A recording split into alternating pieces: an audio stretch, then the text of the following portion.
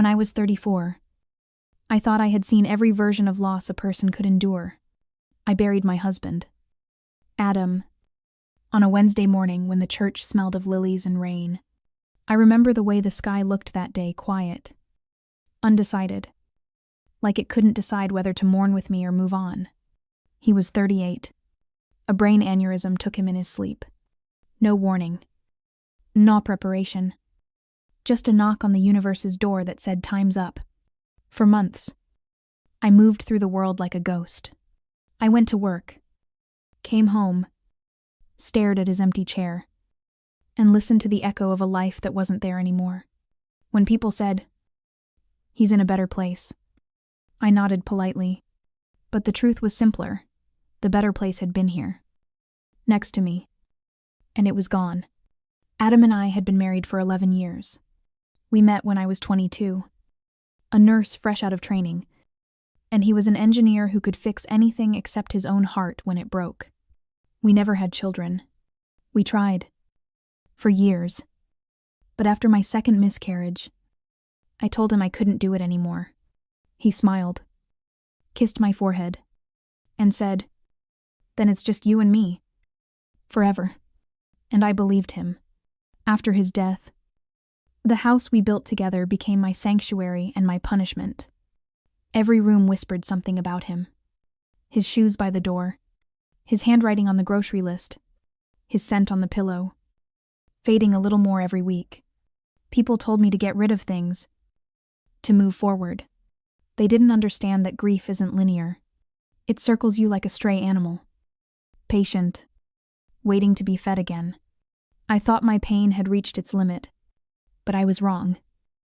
Because grief doesn't end when someone dies, it just changes shape. And mine was about to turn into something far uglier. It started with a knock on my door. When I opened it, my sister Cassandra stood there, holding a baby in her arms. Her hair was perfectly straightened, her lipstick fresh, her eyes red, not from crying, but from calculation. Behind her, our mother stood nervously on the porch, wringing her hands. "Bridget," Cassandra said softly, "can we come in?" He hesitated. We hadn't spoken in almost a year. Not since the argument at Christmas when she accused me of being selfish for not helping her with her endless financial disasters. Cassandra had always been chaos dressed as charm. Growing up, she'd lie, manipulate, and cry her way out of every corner she backed herself into. Our parents excused it. I learned to survive it. I stepped aside, letting them in. The baby squirmed, fussing in her arms. She kissed his forehead. "This is Lucas," she said. "He's 9 months old. He's beautiful," I said automatically. And he was. Soft curls, big brown eyes. The kind of baby who looked like he already knew how to break hearts. Cassandra took a deep breath. "There's something you need to know," she said, glancing at our mother. "It's about Adam." My stomach turned cold. "What about him?" Her voice trembled, but her eyes didn't. "Lucas is Adam's son." The room went silent. I stared at her, waiting for the punchline that never came. I laughed a sharp, disbelieving sound. "That's not funny." She shook her head. "Serious now. I'm not joking. Adam and I, we were together before he died. He wanted to make sure I'd be okay. He said he'd provide for me and the baby. He left a will." For a moment, I forgot how to breathe. My mother started crying, whispering something about family and forgiveness. But I couldn't hear her. The air around me thickened until every word felt like it was coming from underwater. I managed to say one thing. "Show me." Cassandra reached into her purse and pulled out a folded document. It looked official, stamped, signed, notarized. At the bottom, in handwriting that mimicked Adam's, was a signature. Adam Charles Hayes, my husband's name. According to the paper, Adam had left half of our estate, our house, our savings, everything to Cassandra and her son. I looked at her. She looked back at me. eyes wide, trying to act humble. But beneath the performance, I saw the glint of victory, the same one I'd seen since we were kids. Cassandra didn't want money. She wanted what was mine. My voice came out steady. You forged this. She gasped, clutching the baby tighter. I would never. Adam had a vasectomy 2 years ago. I said quietly, after my second miscarriage. I was there. I held his hand. The color drained from her face. For the first time in my life, I saw her falter, truly falter. The confidence, the drama, the crocodile tears, they all disappeared. She looked like someone who'd been caught mid-theft with the evidence in her hands. I stepped closer. So before you start rewriting history, Cassandra, you should probably do your research. Her lip trembled. You can't prove that. I smiled, but there was no humor in it. I don't have to. Adam already did. That night, after they left, I went into the study and opened the safe behind Adam's old bookshelf. Inside were the things he'd told me to keep in case anything ever happened, our will, insurance papers, and a sealed letter in his handwriting, marked with my name. My hands shook as I opened it. My love, it began.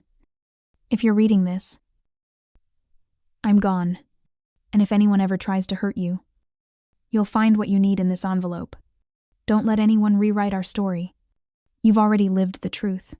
Tucked inside were 2 documents, the notarized copy of our real will, and the medical confirmation of his vasectomy, both dated, both signed, both legally binding. I sat there for a long time, the letter trembling in my hands, tears running down my face. Adam had known. Somehow. He'd known that Cassandra would come for me. Maybe not like this. Maybe not with a fake baby story. But in some form, he'd always seen through her. He just hadn't lived long enough to stop her himself. But he'd made sure I could. The next morning, I called Adam's attorney, Mr. Fletcher. I told him everything. I listened quietly, then said, Mrs. Hayes, do you still have the forged document? Yes, I said. I took it when she wasn't looking. He chuckled softly. Good. Because what she's done isn't just immoral, it's criminal. Forgery. Fraud. Attempted estate theft. She could go to prison. Part of me wanted that. The other part, the tired, wounded part, just wanted peace. I didn't want to destroy Cassandra. I wanted to end her hold over me. But sometimes peace requires a little destruction first. Let's start with a private investigation, I said, quietly. I want proof before I burn the bridge. He agreed, and as I hung up the phone, a strange calm settled over me. For the first time since Adam's death, I felt alive. Not happy, not healed, but awake. Cassandra had spent her life taking from others. This time, she'd tried to take from someone who'd already lost everything. And for that, she would finally learn the cost. Because grief had made me fragile once, but betrayal was about to make me powerful. I spent the next few days pretending to live normally. I went to work. I cooked dinner. I smiled at the neighbors who still looked at me with pity when I carried out the trash alone. Inside, though, every minute stretched thin with a new kind of focus. I wasn't grieving anymore. I was studying, watching, waiting. The private investigator, a woman named Carol Fletcher, Mr. Fletcher. Fletcher's daughter called me on the 3rd day. Her voice was crisp, calm, the kind of tone people have when they know they're about to deliver something that changes the temperature of a room. We have what we need, she said. Do you want it in person or by email? In person. I said, tomorrow morning. That night I barely slept. The sound of the clock ticking in Adam's old study felt like the world counting down to something inevitable. I thought about his letter again. His careful handwriting. How he'd anticipated this storm like he'd lived through it before. Maybe, in his way, he had. He always said people show you who they are. But it's love that makes you rewrite the story. I had rewritten Cassandra's story 100 times in my head. This time, there would be no edits. When Carol arrived, she laid a thin file on the table. She didn't dramatize it. She just said, "Here's the truth," and left me to open it. Inside were screenshots of text messages between Cassandra and a man named Drew Weston. He was a paralegal who'd been fired 6 months ago for document tampering. He had sent Cassandra drafts of legal templates, one of which was Adam's supposed will. There were payment receipts from Cassandra's account to his, each labeled innocuously as consulting fee. But the worst was a voicemail transcript. Cassandra's voice. Breathless. Make it look old. "Drew, I don't care how you do it. If the notary stamp looks off, she'll know. She keeps everything organized. You have to make it real." I read it twice. Then a third time. The woman who used to braid my hair before school, who cried at my wedding, who stood beside me at the hospital when Adam died, had plotted to erase him from me. There was also something else in the folder, copies of eviction notices, credit card debt, and an application for a luxury apartment she'd tried to rent under a fake name. It wasn't just about inheritance. She had been drowning. And instead of swimming, she decided to pull me under with her. I called Mr. Fletcher. "What happens if I report this?" I asked.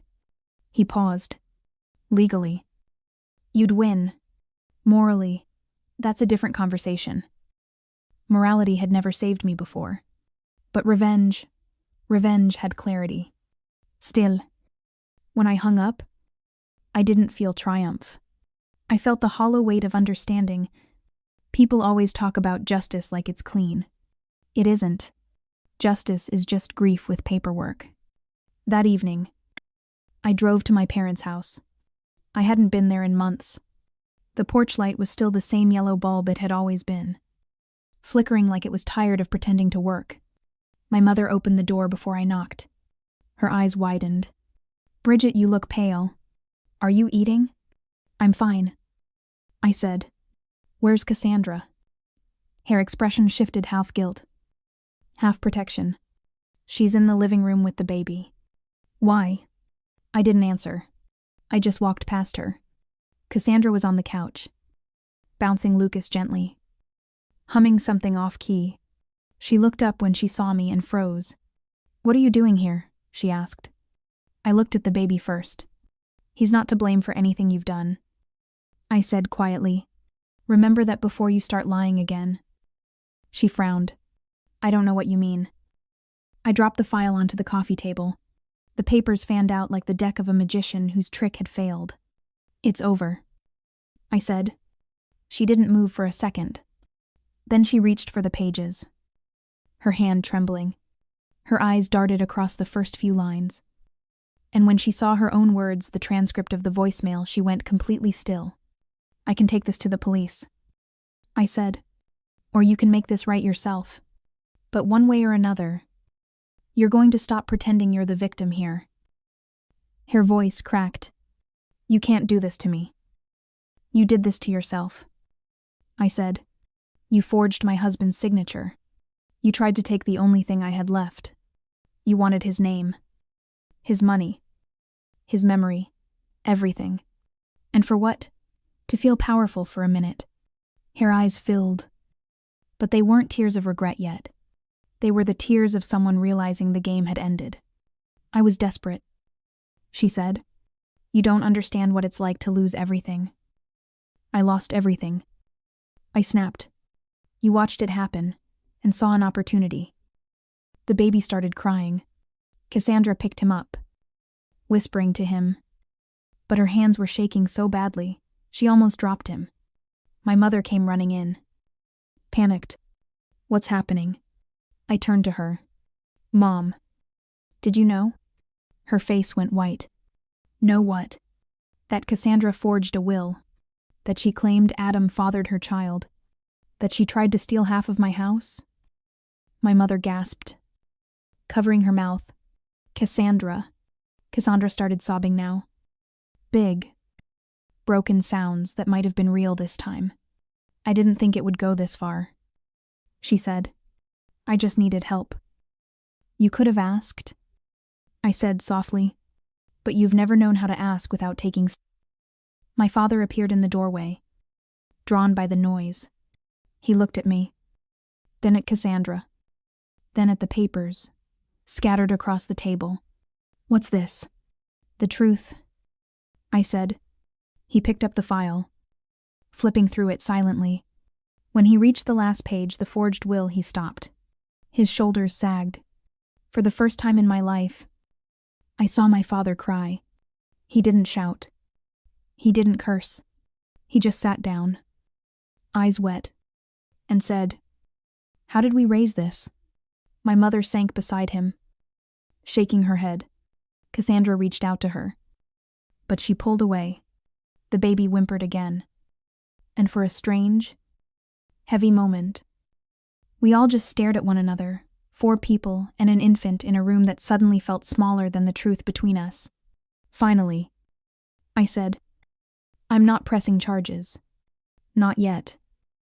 Cassandra looked up, a hope flickering through her tears. You're not. No. But you're going to fix this. You're going to tell them what you did. Mom, Dad, everyone. You're going to own it. Publicly. So I don't have to. And if I don't, she whispered, then I'll make sure the world knows exactly who you are. I left before anyone could answer. Outside, the night smelled like rain again.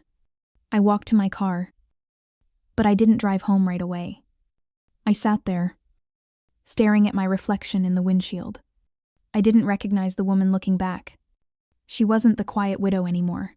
She wasn't the sister who stayed silent to keep peace. She was something else now, someone who had learned that revenge isn't loud, it's precise. When I finally got home, the house felt different, lighter, like Adam's ghost had stopped pacing. I went into the study, placed his letter back in the safe, and whispered, It's done. But I knew it wasn't. Not yet. Cassandra might confess. She might not. Either way, the truth had already begun to move through our family like fire in dry grass. And once it burns, it doesn't stop until everything false turns to ash. 3 days passed before Cassandra called. Her voice trembled, but not with fear, with exhaustion. I'll do it, she said. I'll tell them everything. For a moment, I didn't speak. I'd imagined this call so many times, her begging, apologizing, unraveling. But when it finally came, it didn't sound like victory. It sounded like surrender. Tomorrow, I said quietly, at Mom and Dad's. 7 o'clock. She agreed. No fight this time. No lease. Just a hollow yes. Like she'd already rehearsed the ruin. The next evening, the living room felt like a courtroom without a judge. My father sat in his chair, his hands folded tight. My mother stared at the floor. The baby, Lucas, slept in a carrier beside the couch, blissfully unaware that the air around him was heavier than most people's regrets. Cassandra sat across from me. Her eyes were swollen, her lipstick smudged. For once, she looked small. Not pitiful, just stripped of performance. My father broke the silence first. We're waiting. Cassandra's lip quivered. I lied, she said. About everything. She took a shaky breath. Adam never wrote that will. I forged it. I found a man who could make it look real. I told him it was just for paperwork, that I wouldn't use it. But I did. And I said Lucas was Adam's son because I thought it would make you give up without a fight. My mother covered her mouth, tears spilling over. Cassie, how could you? I don't know, Cassandra whispered. I didn't plan it all at once. It started with one lie, and then another. And soon I couldn't tell the difference between what was true and what I needed to be true. I watched her, searching her face for even a flicker of manipulation. But there was none. For the first time, Her confession wasn't a performance, it was survival. She turned to me. "I hated you," she said softly. "Not because of Adam, but because you always had the kind of peace I couldn't find. You didn't need attention. You didn't need chaos. And I only ever felt alive when someone else was looking at me." My throat tightened, but I stayed still. "And what about Lucas?" Her eyes fell to the sleeping baby. "He's mine," she said. "Not Adam's. His father left before he was born. I thought if I said he was Adam's, people would pity me, not judge me." My father stood abruptly, his voice breaking. "You dragged a dead man's name through the mud to make yourself look better." She nodded, crying harder. I know. My mother finally spoke, her voice thin. "And you let your sister believe she was losing her home. I didn't think she'd fight," Cassandra said. "I thought she'd give in. She always forgave me before." That hit me like a knife, because she was right. He had always forgiven her. Every stolen Lee, every manipulation, every time she made me her enemy to feel like someone's victim. I had always given her the benefit of the doubt. Until Adam. I leaned forward. "This time is different," I said. "This time, you didn't just hurt me. You tried to erase him, and I can't let that go." She nodded slowly, wiping her face. "I understand." For a long while, no one spoke. Then my father stood, walked to the window, and said quietly, "You're my daughter, Cassandra, but from now on, you fix yourself. No more rescues." The finality in his voice made her flinch. My mother reached for my hand. "What do you want to happen now?" "Bridget."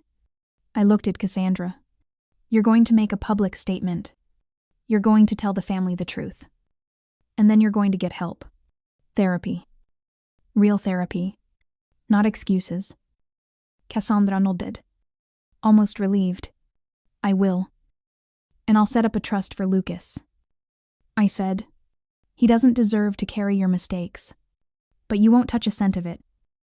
Her eyes widened. "Why would you do that?" "Because he's innocent," I said. "And because I won't let your guilt ruin another generation." For the first time in years, Cassandra didn't argue. She just looked at me with something that almost resembled gratitude. My father walked over and picked up the forged will from the table. He tore it once, then again, until it was nothing but paper dust. "Let that be the last lie," he said. Weeks passed. Cassandra kept her promise. She stood in front of our extended family uncles, cousins, the people who always whispered behind polite smiles and told them the truth. She didn't cry. She didn't plead. She just spoke. And when she finished, no one applauded. They just nodded. Inconfortable, but quiet. Because some truths don't need noise. She started therapy. She took a job at a daycare. She sent me updates, sometimes small messages like, "Lucas took his first steps today," or "I'm still clean. Still going." I didn't respond. But I read them. Every one of them. My parents began to heal. Too. My mother stopped defending Cassandra like it was a reflex. My father started fixing the old fence he'd been ignoring for years. There was still sadness in the house. But it wasn't poisoned anymore. It was the kind that reminded you you're still human. And me, I started sleeping again. Not the restless kind where dreams claw at your chest, but real sleep, the kind that comes when your heart finally stops bracing for impact. One evening, I sat on the porch with Adam's old leather jacket draped over my shoulders. The sun was setting, painting the sky gold and violet. I found myself talking to him out loud, like I used to when I was alone. "You were right," I whispered. "She tried to take everything, but you still protected me." The wind moved through the trees, soft and familiar. And for a moment, I swear I could feel him there, quiet, proud, unburdened. I smiled through the tears.